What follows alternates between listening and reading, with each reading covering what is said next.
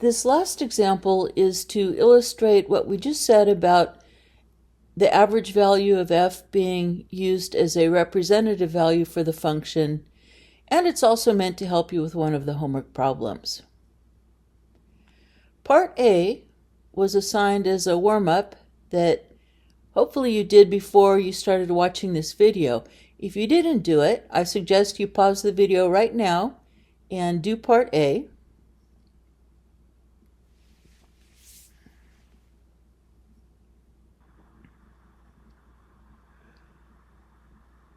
Hopefully you went ahead and found the average value of x squared plus 1 on 0 to 2. Here's the solution. You may want to pause the video again right now to check your work, check your answer. I'm going to go on and do the next two parts of the problem. Part B asks us to find C such that the average value equals f of C. In other words, we're looking for an x value that we're calling C, where the function value is actually equal to the average function value. In other words, we need to solve f of C equals that average value. In other words, we need to solve c squared plus 1 equals 7/3. So I'll subtract 1 from both sides. That'll give me c squared equals 4/3. So c will be plus or minus 2 over the square root of 3. We're actually only interested in the function on the interval from 0 to 2 though, so we don't want the negative 1.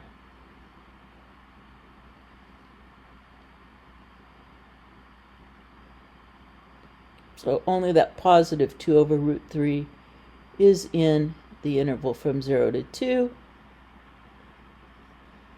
So the c we want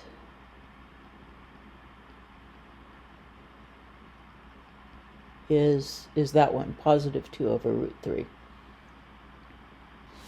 Because we're going to be doing some graphing here, I would actually like a decimal for this.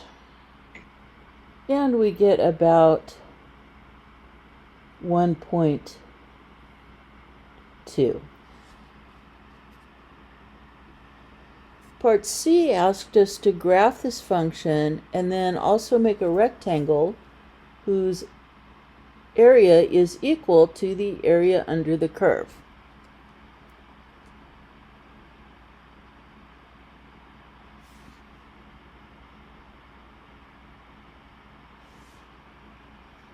This function is our standard parabola, but shifted up 1 unit.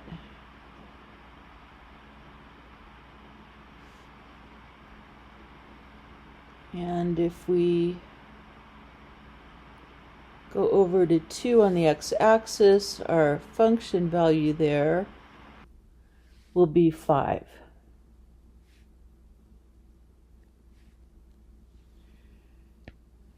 So what's the business about this rectangle? Well, remember we said that if you take the width of the interval, multiply it by the average function value, that gives you the definite integral, which is the area under the curve, at least when the curve is above the x-axis. In this particular case, b minus a is 2 minus 0. So if we have a rectangle that's 2 units wide times that average function value, which was 7/3, we will have a rectangle that gives us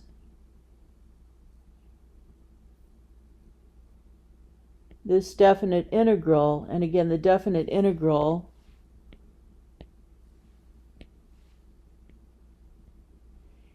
is the area.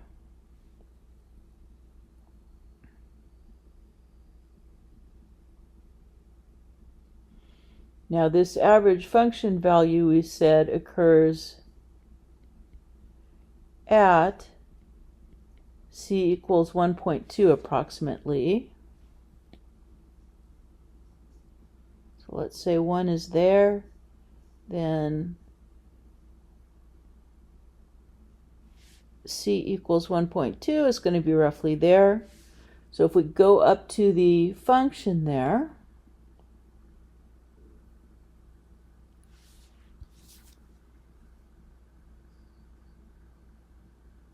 the height right there will be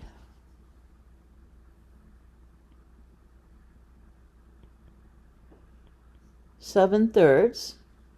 And if we then make a rectangle that is at that height and 2 units wide, the area under that rectangle, or perhaps I should say the area inside that rectangle, will be the same as the total area under the curve.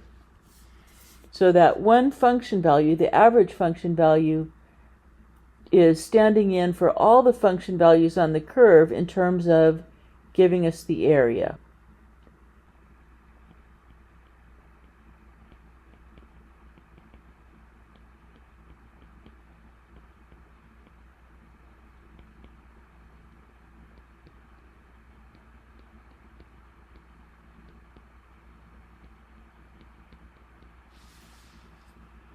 We don't have to consider all the function values along the whole curve. We can use just that one.